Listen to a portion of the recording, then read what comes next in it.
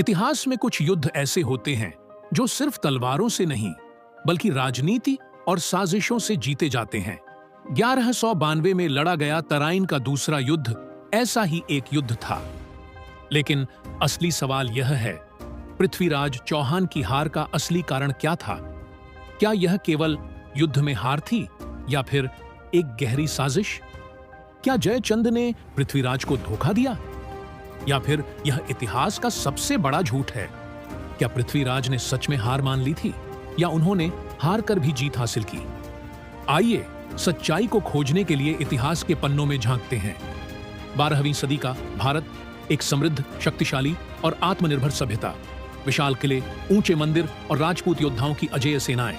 उत्तर भारत में राजपूत शासकों का वर्चस्व था और उनमें सबसे प्रभावशाली थे पृथ्वीराज चौहान। राजाओं में सिंह, युद्ध में अजेय और अपनी वीरता के लिए प्रसिद्ध। लेकिन क्या पृथ्वीराज चौहान की हार केवल एक सैन्य पराजय थी या इसके पीछे एक गहरी साजिश थी? पृथ्वीराज चौहान सिर्फ एक योद्धा नहीं बल्कि एक कुशल प्रशासक भी थे। उन्होंने अपनी सीमाओं का विस्तार किया, आक्रमणकारियों को हराया और अजमेर व दिल्ली को एक शक्तिशाली गढ़ में बदल दिया। उन्होंने कई युद्ध जीते, लेकिन एक युद्ध जिसने इतिहास को हमेशा के लिए बदल दिया। लेकिन भारत की सीमाओं के उस पार पश्चिम से एक खतरा बढ़ रहा था, गजनी का क्रूर शासक मोहम्मद गोरी। गोरी सिर्फ एक योद्धा नहीं था, वह एक चतुर राजनीतिज्ञ भी था। उसे पता था कि राजपूतों को सीधे युद्ध में हराना आसान नहीं होगा। इसलिए उसने युद्ध को जीतने के लिए तलवार के साथ साथ राजनीति और साजिश का सहारा लेने का फैसला किया। गौरी अपने मंत्रियों से कहता है, अगर पृथ्वीराज चौहान जिंदा रहा तो हमारी सल्तनत का सपना अधूरा रहेगा। गौरी को एहसास हो चुका था कि उसे सिर्फ पृथ्वीराज को हराना नहीं है बल्कि पूरे भारत को घुटनों पर लाना है। इसी दौरान भारत के भीतर एक नई आग भड़क रही थी। इतिहास कहता है कि कन्नौज का राजा जयचंद पृथ्वीराज से बैर रखता था। क्या जयचंद ने सच में पृथ्वीराज को धोखा दिया या यह सिर्फ एक ऐतिहासिक अफवाह थी? कई इतिहासकार मानते हैं कि जयचंद ने गौरी को आमंत्रित किया था, लेकिन कुछ इतिहासकार इसे सिर्फ एक मनगढ़ंत कहानी मानते हैं।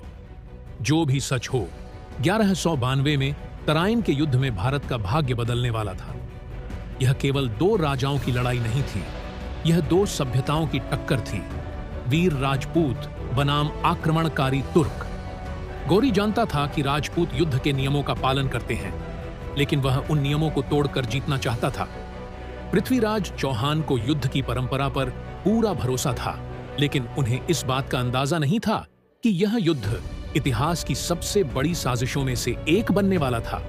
पृथ्वीराज और उनके हजारों योद्धाओं ने रणभूमि में उतरने की तैयारी कर ली, लेकिन क्या यह युद्ध उनकी सबसे बड़ी विजय साबित होगा या सबसे दर्दनाक पराजय? क्या यह युद्ध केवल वीरता की परीक्षा थी या एक ऐसी रणनीति जिसमें राजपूतों को फंसाकर हराने की साजिश रची गई थी? और सबसे बड़ा सवाल, क्या जयचंद ने सच में पृथ्वीराज चौहान के साथ विश्वासघात किया या यह इतिहास में दर्ज सबसे बड़ा झूठ था? 1192 तराइन का मैदान, गर्मी से तपता रेगिस्तानी इलाका, हवा में तलवारों की खनक और रणभूमि में खड़े हजारों योद्धा। एक तरफ था भारत का शेर पृथ्वीराज चौहान और दूसरी ओर था गजनी का सुल्तान मोहम्मद गोरी। यह सिर्फ एक युद्ध नहीं था, यह दो सभ्यताओं की टक्कर थी, दो राजाओं का टकराव और दो तकदीरों की लड़ाई। लेकिन यह युद्ध इतना आसान नहीं था। यह एक सीधी लड़ाई नहीं थी, यह एक ऐसा खेल था जहां तलवार से ज्यादा दिमाग की जरूरत थी। पृथ्वीराज चौहान अपनी सेना को संबोधित करते हुए, आज हम अपने स्वाभिमान और धरती की रक्षा के लिए लड़ेंगे। याद रखो, यह युद्ध सिर्फ हमारी नहीं, हमारी आने वाली पीढ़ियों की भी परीक्षा है। राजपूत सेना ने रणभूमि में विजय की प्रतिज्ञा ले ली थी, लेकिन दूसरी ओर गौरी के पास सिर्फ तलवारें नहीं बल्कि चालाकी भी थी। गौरी जानता था कि अगर वह राजपूतों से सीधे युद्ध करता तो हार तय थी। इसलिए उसने एक नई रणनीति अपनाई। युद्ध को लंबा खींचो, सैनिकों को थकाओ और फिर अचानक हमला करो।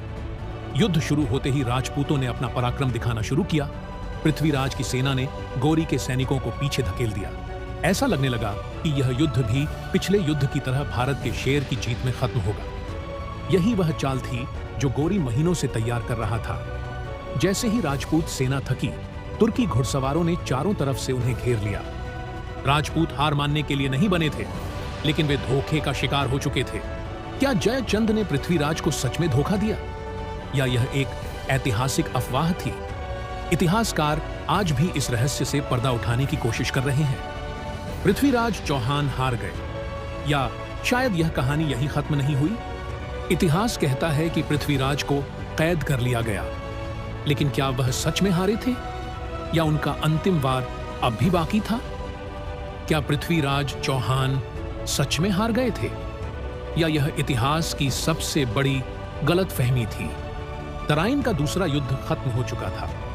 पृथ्वीराज चौहान हार चुके थे, लेकिन क्या एक योद्धा जो पूरी जिंदगी अजेय रहा, वह सच में हार सकता था? इतिहास बताता है कि पृथ्वीराज चौहान को मोहम्मद गोरी ने बंदी बना लिया था और उन्हें गजनी ले जाया गया। लेकिन क्या पृथ्वीराज ने सच में हार मान ली थी? गोरी ने सोचा कि पृथ्वीराज अब बस एक पराजित राजा है, लेकिन उसे यह नहीं पता था कि एक सच्चा योद्धा आखिरी सांस तक लड़ता है। गोरी को लगा कि पृथ्वीराज अब उसके रहमो करम पर है, लेकिन वह भूल चुका था कि एक योद्धा का हथियार सिर्फ तलवार नहीं, बल्कि उसका दिमाग भी होता है। चंद बरदाई न सिर्फ एक कवि थे, बल्कि एक रणनीतिकार भी। उन्होंने पृथ्वीराज को याद दिलाया, तुम अभी भी धनुर्विद्या में अचूक हो। और फिर रचा गया इतिहास का सबसे अद्भुत षड्यंत्र। गोरी ने पृथ्वीराज की वीरता का मजाक उड़ाने के लिए उसे एक धनुष और तीर थमा दिया, लेकिन उसे नहीं पता था कि यह उसकी सबसे बड़ी भूल थी। चंद बरदाई धीरे से पृथ्वीराज को संकेत देते हैं, और फिर शुरू होती है एक रहस्यमयी कविता।